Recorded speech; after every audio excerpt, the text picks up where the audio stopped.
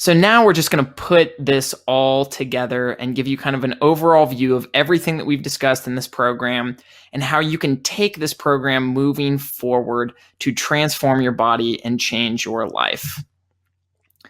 So the best thing about this program is that it is extremely simple to follow and is going to deliver some serious results. All you have to do is stick to the simple workout program in this course or in this program. I've only given you a couple of simple body weight workouts for home here, and I will add workouts later to this program so that you can have more workouts that you can use in your arsenal to lose body fat, build muscle, and stay in great shape.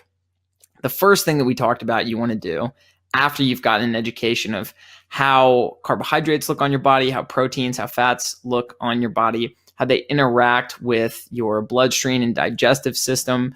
You want to identify your body type and then pick one of the three goals that we discussed, whether it's fat loss and weight loss, composition maintenance, or building muscle. The next thing you'll want to do is go ahead and download MyFitnessPal if you haven't done that already, and enter your macronutrient percentages, your recommended macronutrient percentages based on your body type and your goals. Follow the dietary recommendations and macronutrient balances for your body type that we set out for you in this course.